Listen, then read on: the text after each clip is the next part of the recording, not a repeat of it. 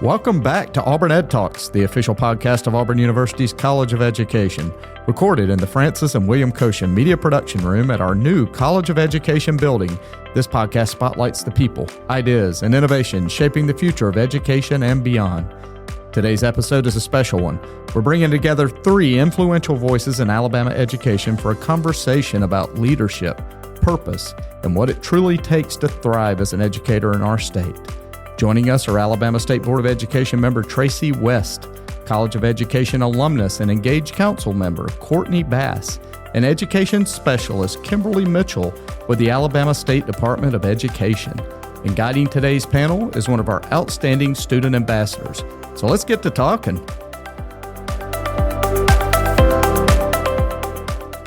Hey everyone, I'm Kirsten Wilson, a student ambassador here in Auburn's College of Education, and I'm thrilled and honored to be back to host today's conversation.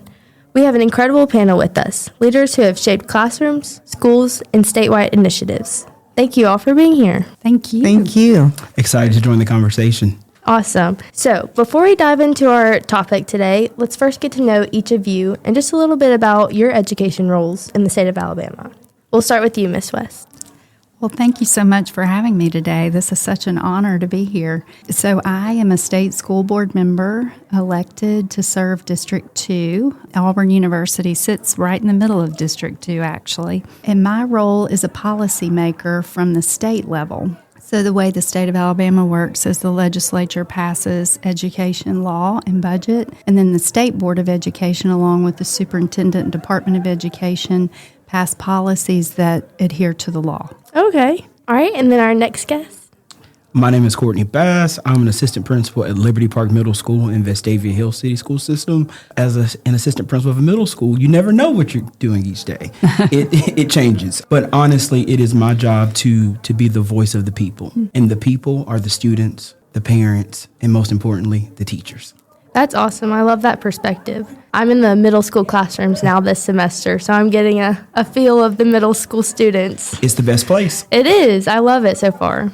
Hi, I'm Kim Mitchell, and I'm so delighted to be here with you all today. I currently serve with the Alabama State Department of Education in the role of recruitment and mentoring. I'm the lead liaison for the Alabama Teacher Mentor Program, and people, that is my passion. I love developing people, encouraging people, motivating people, just to help them to reach their goals and whatever that may be on their teaching journey. That's awesome. I can tell you're very positive. Oh, thank you. Well, now let's shift into today's topic, words of wisdom for future education leaders. Many of our listeners are students like myself, and we're preparing to enter classrooms, schools, and leadership roles across Alabama. So I'd love to start with the question, what does it take to be a successful educator in Alabama today? I would say to be a successful educator today is to truly understand your why. Why did you select the profession? Mm-hmm. You know, we're in challenging times of educators, where we're seeing uptick of student behaviors like we've never seen before. Yes. We see where we are pushing our students to achieve high standards we've never pushed them before as it relates to learning new curriculum and standards, and outside of just the common core education, but even career technical education, and preparing them for the world outside of our four walls. And you truly need to be passionate and to understand your why, because there will be days where you will question your why. And if you don't understand that you are there for students and for children beyond your classroom, beyond their years in K-12, you will not be a successful educator. And it could sound harsh, but it's the truth. We have to be passionate about educating the whole child and working and allowing students to be successful in all avenues, and realizing that it looks different for each individual student. I agree. I think that it really makes a difference when a teacher goes into teaching wanting to teach. That's what sets teachers apart, is that desire to teach students. I completely agree with that.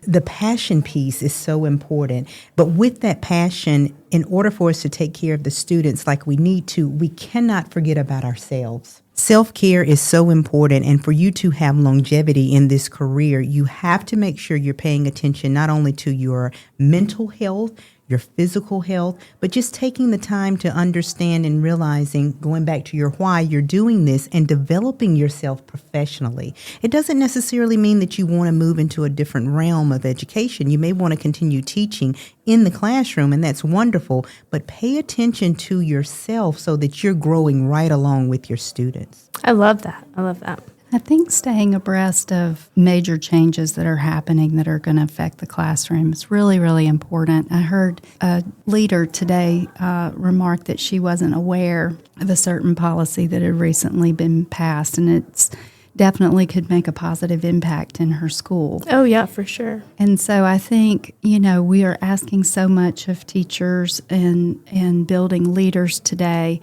but we do need really pay attention to the positive things that are happening in our state. The State Board of Education has passed enormous new policy since 2019 that has truly affected, I would say, every school district in the state, and we are seeing achievement at historically high levels for Alabama.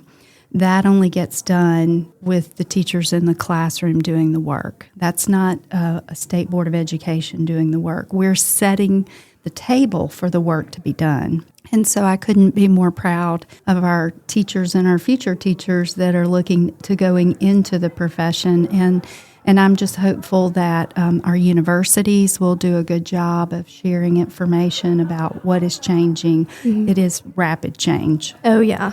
I think we will touch on that today, so that'll be awesome for you to bring up. Each of you have very unique roles within the education system, and based on your experience, what advice would you give to students who hope to become education leaders one day?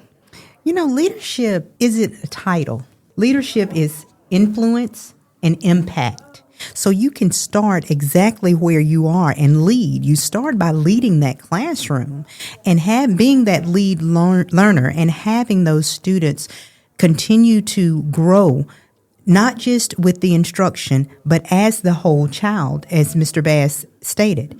And because we want to develop each one of them as productive citizens of their communities. So we have to make sure we're modeling that for them and actually addressing the whole child needs. I started as a mother volunteering in my oldest daughter's classroom in Auburn City Schools, and a first-year teacher invited me to come in the classroom and read with my daughter and some other students.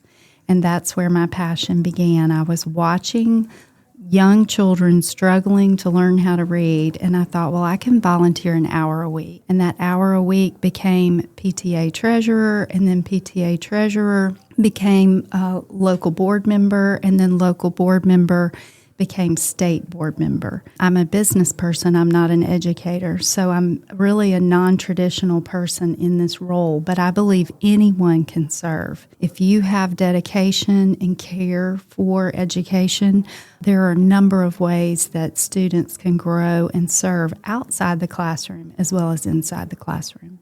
I love that perspective. Going back to what Ms. Mitchell said about you being a leader in the classroom first. And if you aspire to become a building level administrator, that doesn't have to be your end all be all or even your first stop. You're going to lead your students first. And from there, if you want to help lead your colleagues, whether that be a reading coach, literacy coach, a math coach, instructional leader, we have all of these roles that isn't necessarily a building level administrator. A lot of people will shy away and say, I will never be an assistant principal. I don't want that job. Well, we aren't the only leaders in the school. And if we are the only leaders of the school, that's a major problem. Every person in a school building is a leader, from our custodial staff, our CMP staff, to our classroom teachers, our paraeducators, to myself as an assistant principal, and our principal. We're all leaders. And you have to build that capacity at each level if you want to be a successful leader. Mm-hmm. And so I think it's important that you lead first in the classroom. Yeah. Each person has a way they can make an impact, even no matter their position. And that's the key. Each person has that ability to have that influence and impact. And we must remember something that Ms. West said, and it's so important. Leadership is about serving others, not about others serving you as the leader, but you being that servant leader. Mm-hmm. That's forefront. Yeah, that's perfect.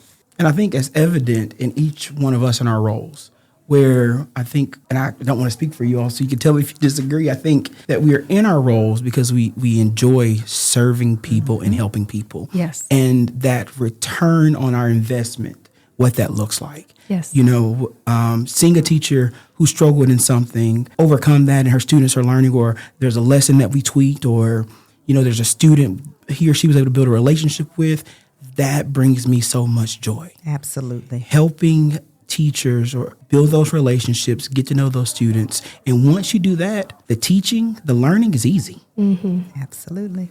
Well, thank you for those. Those were awesome answers. I think, Ms. West, you brought this up earlier, but education is always evolving and changing in some way. So whether it be new standards, new technologies, new expectations, what qualities will tomorrow's leaders need most? Well, I think it's very, very important that we be able to think clearly and have real wisdom and discernment around what we're bringing into the classroom, how we're leading our children. So we've had 3 really major pieces of legislation. You've got the Literacy Act, the Numeracy Act. But I would say to you that last year we passed a significant piece of legislation, and some people may disagree with it, but I led the charge for the last 3 years to remove cell phones out of classrooms because the research was telling me that young people's minds, their brains are changing the way that they think and process, and has become a disruption in the classroom. Alabama was one of the states that led the nation in making this change. And I am hearing from districts all over the state, not just District 2.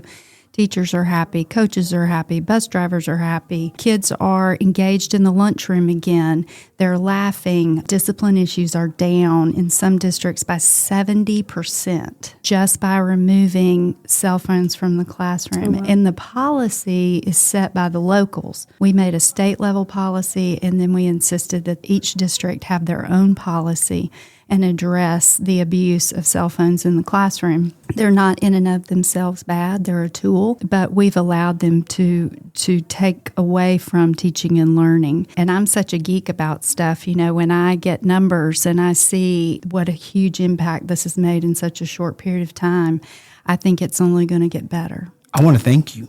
Thank you for bringing legislation up to our legislators and passing it, seeing it day to day. In the middle school setting, we never really had cell phones anyway. However, we never really had a leg to stand on. To be able to say, this isn't a school policy, this isn't a school district policy, this is a law, and you're going to follow it. And to see students who in previous years did not engage with each other walking down the hallway. They did not engage with each other sitting in the gym prior to school. That's right. And to see them doing that lets me know that this was a decision that I'm sure was difficult, but it was the right one because it's what's best for children.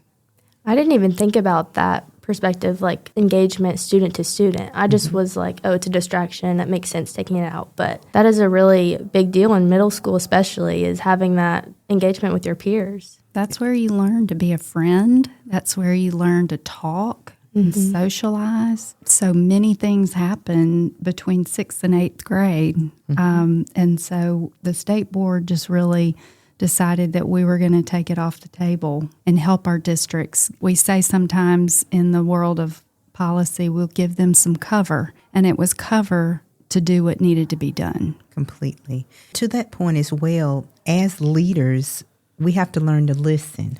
Yes. And when we listen and we feel we have empathy, not only just to give explicit direction to our teachers, but we have to have that understanding piece too. We aren't that removed from the classroom, and if we ever get to that point, we need to go back.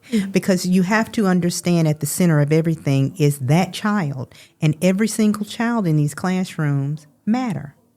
And we have to listen not only to our students, but to our teachers, our parents, our communities. All stakeholders deserve a voice. And as a leader, we have to listen to provide that clear communication and get those initiatives out here and done so that we can get back to what really matters, which is educating our children of Alabama. That's perfect. Based on obstacles or setbacks you have seen or gone through, what's one challenge you believe future leaders must be ready to face, and how can they prepare for it? One of the more challenging things for leaders to prepare for all of education should prepare for it is it's constantly evolving.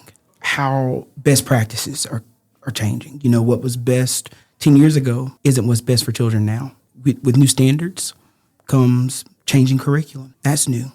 And that will constantly change. In education, we say things often repeat. You know, something will phase out, something new. So I say all that to say you cannot be a leader and an effective leader if you aren't willing to be a lifelong learner. You have to be willing to say, I don't know this, or I don't know as much about this as I need to. So I'm going to read a book. I'm going to attend professional development, and I'm going to work on putting this practice into use. Because things are constantly changing. Children are changing. You know, what's expected of us is changing, whether that be new standards, new laws, etc. So you have to be willing to put in the work to learn. I agree. As educators, I think it's so important not to have a fixed mindset. Like, I already know everything. I'm going in the classroom with all this college education experience, but it is just constantly growing, constantly learning from people above you or even younger than you. Completely agree. Another area where I think is challenging because of my work, retaining teachers, recruiting teachers. As you probably have noticed here, the educator preparation courses, there are not as many students as they've once had. So going back to the very basics of understanding people, building and cultivating those positive relationships where people are able to thrive and grow, having that positive workforce, that workplace climate, anything that helps to assist that teacher to have those better days so that they can help and assist that child be the best version of themselves that they can possibly be. So we'll have to be able to learn the different trends that we have going on now, because in just about every industry there's a shortage. And learning the different retention strategies and trying to hang on to people who really know how to connect with our students, that's going to be critical, very essential in what we need to do in building our teacher workforce here in the state of Alabama. I think about when I was a student in like K-12 education, I would hear people say there aren't any teaching jobs. There aren't any teaching jobs. I graduated and I've worked somewhere else before I was hired. And to think that that's not 20 years ago, and now we're in a teaching shortage. And so I think that will constantly be a challenge. Yeah. Right now, our state is doing a great job at creating this profession as a profession. And it's not a profession you fall back on. We are the preparers of tomorrow. And we have to go in with that mindset that we are a profession. It is our goal to prepare our students for the future. Right now, that is a challenge, but I want to get to the point where maybe there aren't any jobs. Yeah. Because there's so many teachers and so many people who love this profession and want to be in this profession, because I love it every single day. Education has not traditionally done a good job of talking about itself as a workforce, but we're talking about thousands and thousands of people that are touching the lives of our children every single day. It is a workforce. Every industry is impacted by it because every child has to go through teachers before they get to their destination, be it a builder, an engineer, a doctor, a lawyer, a business owner like myself. So we impact in education every single household in our state. And I want the future teachers to remember that. Traditionally, we've not been valued. But I can tell you the State Department of Education and this Board of Education values the young people that are going into the future profession of teaching. Absolutely. And I think they've got to be very flexible. I think they've got to be willing to understand artificial intelligence and how they can use it properly so they can guide their students. I think that we are going to see so many things that we can't even dream of in the next 20 years, jobs that our kids will be holding.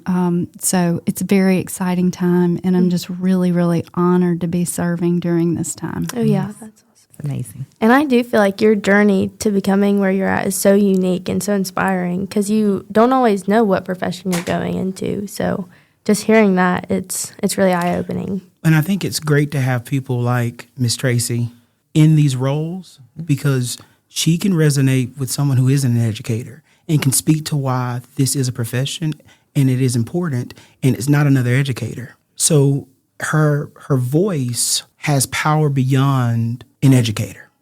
And so thankful for those of you who pivot and realize that education is important. Educators are important. And the policies and legislator that you pass is important. And you guys do wonderful work for us. And so thank you. It's not always perfect. No law is perfect. No policy is perfect. But I can promise you that our educators are first and foremost in our minds, along with our students and families. I agree. I often find myself in need of motivation to continue to pursue education. I feel like sometimes it's discouraged when I bring it up to other people. So I'm curious to know what you love most about being in the field of education. Can each of you share a moment in your career when you realized you were truly making a difference? Well, I was a high school English teacher. That's what I started out. 12th grade, 5 years, 12th grade English. Absolutely wonderful time. Loved that. So I almost immediately would have students who graduated.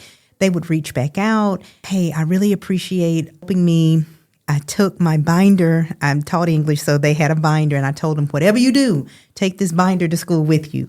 And I got so many saying, hey, you've helped me, you're doing this and doing. So that came quickly to me. But it wasn't until I had fellow teachers talking to me saying, Kim, I really appreciate what you're doing. I really think you need to go in administration. I really think you need to do this. I want to work for you. I see your vision. I can do this. We can do this together. That's when I realized, okay, it's not about you. You have an impact that's bigger than just the kids that are sitting here in this room. It's going beyond those classroom walls, okay? So when I realized that, my thinking changed. I had to think, okay, how can I do this on a bigger scale? This wonderful opportunity opened up, and here I am mentoring new teachers. It has worked out just wonderfully, but that happens when you put people first and you don't lose that passion. So I was able to get a handle on that, and really it's my driving force. It's my why now, and that just keeps me going each and every day. And it sounds like so many people put you first and saw your potential, and that really seems like it made a difference. Absolutely. There have been many moments where I felt like I made a difference, whether that, especially while teaching, I think those came. However, as an administrator, I'm big on relationships and building those relationships. And I'm a firm believer of you must connect before you redirect. And as an assistant principal, a lot of my day is spent with discipline. And so sometimes you could be seen as the disciplinarian or the person you don't want to go see. I actually told my students, you'd rather me come to you than bring you to me. However, I was in my second or third year as an assistant principal, and I heard, Uncle Bass. I went, what? What's up, Unc? I was like, wait. One, am I old enough to be an uncle? Like, I thought I was still on like the big brother level. However, that term let me know that my students respected me enough to be their administrator, but also let me know that I was making a difference in their life where they could call me and trust me. They trusted me enough to call me uncle. And that let me know that I was making a difference. And yes, we're going to have those tough conversations if we have to have them. But also, I'm going to be your biggest supporter, your biggest advocator. And I'm in your corner. And that's what I want. That's what I still want all my students to know. But that moment, walking down the hallway and hear someone say, Uncle Bass, I was like, I'm making a difference. I am truly making a difference because they trust me enough to do my job. And I love that. That's amazing. That's an amazing quality to have, for sure. I wish, in my high school I would have had that connection with my principal as well. Probably the first budget that I ever helped pass at the local level was when and watching those dollars impact the local classroom the next year. Sounds super boring. It really, really does. But when you put a line item in the budget for several $1 million for some technology, and then you walk into a computer lab and you see students just having the time of their lives with something new that they've never experienced before, for me, it's just like over the moon. I just absolutely love it. I remember the first year we put television equipment and equipment sort of like this for kids to produce their own sports broadcast. I could have stayed all day and listened. I mean, it just really, so for me, I connect the dollars to the student in my mind, and that's where I see for myself the greatest satisfaction. This next year's budget's going to have about $30 million in it for readers 4th through 8th grade who are really struggling. You think about where those 4th graders were during COVID, and then what they have gone through and getting started in school, and then our 8th graders where they were and what they went through. And so our middle grades really need attention right now in reading, and I cannot wait to see how they are impacted by next year's budget. That's beautiful. I love that. And technology, I've seen firsthand, can make such a difference in the classrooms. All right, well, this has been truly insightful and such an inspiring conversation. Hearing your perspectives really shows how many people and roles shape the future of education in Alabama. Before we close, if you could offer one sentence of wisdom to every future educator in Alabama, what would it be? Teaching is a journey, not a destination. Okay. You have the ability every day that you step into that classroom to impact and influence someone's life, including your own. I like that. Well, that's hard to come up with that. I know I need to write these down. I would say in this profession, you make a lot of decisions in the classroom as a leader, as an administrator, but always remember that with each decision you make sure it is the right decision and what's best for children. And if you do that, not everyone will always agree, but it gives you a leg to stand on and people can respect it. If you can say, this is what's best for children. I say it like this: always keep the main thing the main thing.